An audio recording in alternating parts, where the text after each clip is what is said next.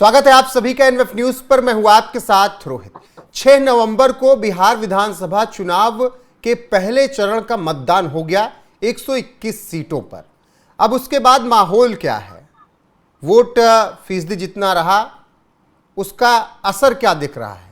महिलाओं ने जिस तरीके से बढ़ चढ़कर हिस्सा लिया उससे क्या कुछ बदलता नजर आ रहा है, या फिर जो चुनाव प्रचार हुआ, यात्राएं हुई इस दौरान, उसने कितना माहौल को बदला? इसी पर चर्चा करेंगे। मेरे साथ हैं वरिष्ठ पत्रकार पंकज प्रसून जी। पंकज जी, 121 सीटों पर चुनाव हो गया, 14 को नतीजे आएंगे, लेकिन उससे पहले क्या प्रभाव आपको दिख रहा है? कैसे माहौल बदला, या फिर महिलाओं ने जो वोटिंग की उसका क्या प्रभाव आपको दिख रहा है? मैं एक लाइन में बोलूंगा कि बिहार में 3 कम्युनिटी ऐसी है जिसके बारे में कोई विरोधी भी नहीं कह रहा है कि इसका वोट किधर गया है। महिलाएं 100% एक्सपर्ट ये कह रहे हैं कि एनडीए की तरफ गया। राजपूत वोटर 100% एक्सपर्ट कह रहे हैं कि इस बार कोई किंतु परंतु नहीं, रॉक सॉलिड एनडीए की तरफ गया। कहीं एक भी सुना है कि राजपूतों का वोट इधर उधर भी हो सकता है? नहीं। इसकी वजह? और अगर किसके बारे में, महिलाओं के बारे में पूछ रहे हैं या राजपूतों के बारे में? राजपूतों का वोट अगर बिखर नहीं रहा है, साफ तौर पर एनडीए वो देख रहे हैं, कह रहे हैं, तो इसकी वजह क्या है? इसकी वजह है कि बड़ी सावधानी से अमित शाह ने 6-7 महीने पहले से पूरी तैयारी की इसके लिए। जितने भी राजपूतों के हु एंड सो, जो भी थोड़ा बहुत जान पहचान के नेता थे, सिर्फ जगदा बाबू के बेटे सुधाकर सिंह को छोड़कर बाकी सारे एनडीए की तरफ, सारे। जैसे कि सबसे अंत में आए राकेश रोशन, वो राघोपुर वाले। सबसे पहले आए राजीव प्रताप रूढ़ी।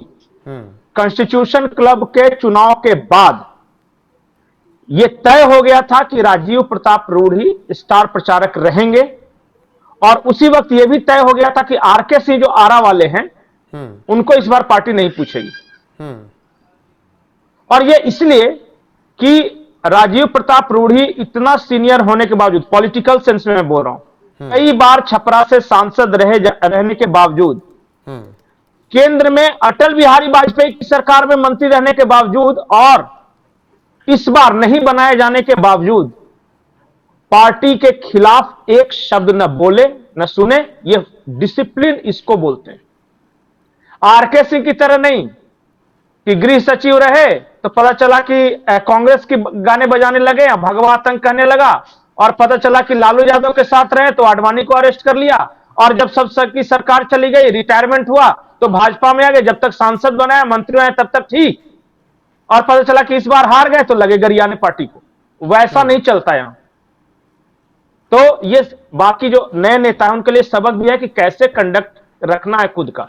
दूसरा जो महत्वपूर्ण बात है, मैंने आपको बताया कि जितने जरा भी जान पहचान के जो राजपूत नेता हैं बड़े, वो सब आज एनडीए में।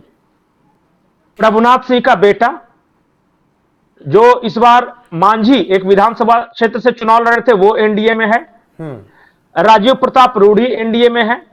पवन सिंह को एनडीए में लाया गया। मैं आपको बता रहा हूं राजपूतों के बड़े बड़े चेहरे बिहार के, राजीव प्रताप रूढ़ी, प्रभुनाथ सिंह और ये पवन सिंह, ये तो आए ही आए। राकेश रोशन है, और इधर एक बुके ऑफ लीडरशिप तैयार किया। उसके बाद बाहर से देखिए राजनाथ सिंह या योगी आदित्यनाथ। हालांकि योगी आदित्यनाथ का तो क्रेज है, पागल है लोग। तमाम सर्वे हर तरह का ये बता रहे कि खेसारी यादव की शायद लंका लग गई है इस बार। मैं आपको ब्रेकिंग न्यूज दे रहा हूं जी। खेसारी यादव अगर चुनाव हार जाए तो आश्चर्य मत कीजिएगा, और अगर छपरा से संजय सिंह जीत रहे हैं तो एकमात्र व्यक्ति को क्रेडिट दिएगा। वैसे तो संगठन है, नेता है, सारे लोग लगे हुए हैं, लेकिन राजीव प्रताप रूढ़ी। और मैं आपको बताऊं, अभी तो जलवा शुरू हुआ है। इस बार जो है ना, मगध और शाहाबाद में है दूसरे चरण का मतदान। मगध और शाहाबाद का मैं बता रहा हूं, ये पूरा आरा वाला पूरा बेल्ट, पूरा औरंगाबाद, बिहार का चित्तौड़गढ़ कहा जाता है औरंगाबाद को। औरंगाबाद में त्रिविक्रम सिंह लड़ रहे हैं वहां पे। और देखिएगा, मैं बता रहा हूं ना कि पूरे इलाके में मगध शाहबाद में एक राजपूत वोट इधर उधर नहीं हो रहा है। अगर कोई ऐसा कह सकते हैं कि एनडीए के साथ सबसे मजबूती से खड़ा है तो राजपूत। हर बार यह खबर आती थी कि राजपूतों का वोट इधर जा रहा है उधर जा रहा है, इस बार क्यों नहीं हुआ? क्यों नहीं हुआ, ये तो आप बेहतर समझा पाएंगे, आपने ग्राउंड जीरो पर देखा चीजों को, सांगा यात्रा भी आपने देखी। इसलिए नहीं हुआ, इसलिए नहीं हुआ क्योंकि एक सांगा यात्रा हो चुकी थी विधानसभा चुनाव से पहले, डेट अनाउंस होने से पहले हो गई थी। उस वक्त जितना गुबार था ना, शिकवा शिकायत जो भी थी, सब निकल गया। ये क्या है ना कि जो भी समाज के मन में जरा भी थोड़ा सा कंफ्यूजन या, और उसमें एक और भी मैं बताऊंगा आपको, क्रेडिट है कि 37 राजपूत कैंडिडेट हैं एनडीए से, और इसके बावजूद हर जाति हर वर्ग कह रहा है कि इस बार तो बराबर प्रतिनिधित्व मिला है, किसी के साथ भेदभाव नहीं हुआ। हर वो वर्ग कह रहा है। इवन जो सबसे खिलाफ में है इस बार एनडीए के, यादव समाज भी बताइए, वो कहेगा कि नहीं भाई एनडीए ने टिकट तो ठीक ठाक दिया है और यादवों को भी ठीक ठाक दिया है जी, ये वोट नहीं देंगे तो अलग बात है। पंकज जी, ये छपरा के अलावा भी अगर मैं बात करूं तो सांगा यात्रा जो हुई, क्या उसका असर सारण की तरफ भी पड़ेगा, बाकी और जिलों में भी पड़ेगा, और विधानसभा सीटों पर जो दूसरे चरण में मतदान है? नहीं, मैं तो आपको बता रहा हूं कि दूसरे चरण में पूरा मगध और शाहबाद का क्षेत्र है। 75 सीटें हैं, 75। जो जैसे पहले चरण में 121 सीटों पे मतदान हो गया, 243 में से 121 घटा दीजिए हमको, हाँ 122 बची। 122 में से 70 से 75 ऐसी सीटें हैं जहां राजपूत प्रभावी भूमिका में है। और यहां पे देखिएगा, पिछले विधानसभा चुनाव में यह पूरा इलाका एनडीए के लिए साफ हो गया था। मगध शाहबाद में एनडीए बहुत खराब परफॉर्मेंस था। जो इस बार जो उधर दरभंगा और सीमांचल और उधर हुआ ना गंगा पार वाला, पिछली बार उधर एनडीए का परफॉर्मेंस बहुत अच्छा था। नहीं, और जो मगध शाहबाद में बहुत खराब था। पंकज जी, पिछली बार तो राजपूत एनडीए से मतलब थोड़ा नाराज ही थे, बहुत ज्यादा वोट मिला, नाराज थे, नाराज थे। इस बार नहीं नाराज है। पिछली बार सवर्ण जातियां नीतीश कुमार के भी कारण, फिर चिराग पासवान अलग लड़ रहे थे, वो कुशवाहा अलग लड़ रहे थे, इसके कारण पहली कैबिनेट में 10 लाख नौकरी का बहुत शोर था, इसके कारण बहुत घाटा हुआ था। लेकिन इस बार इन्होंने हर घर जो सरकारी नौकरी कह दी ना, तो यकीन ही नहीं कोई कर पा रहा है, मतलब कि वो खुश हो गया। क्योंकि जो उनका समर्थक था भी, वो भी कह रहा है कि नहीं इतना तो नहीं मिल सकता। अच्छा बताइए, तेजस्वी यादव को कौन नौकरी मिलेगा अगर सरकारी उनको दिया जाए तो? आप बताइए।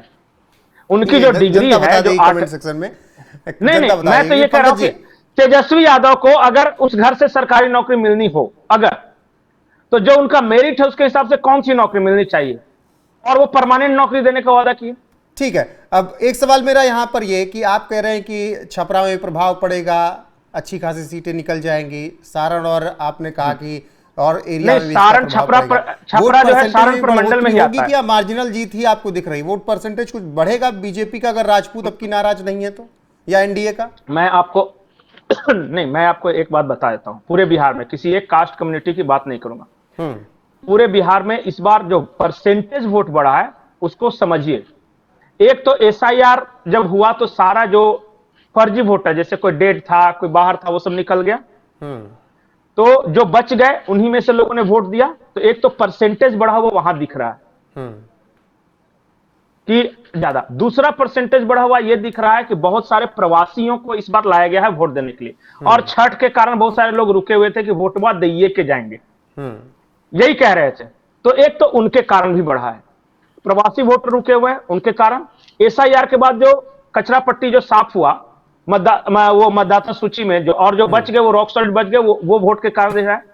तीसरा जो सबसे बड़ा कारण दिख रहा है ना ये वोट परसेंटेज इंक्रीज होने का, वो कारण ये है कि महिलाएं बहुत अच्छी संख्या में इस बार निकल कर आई हैं।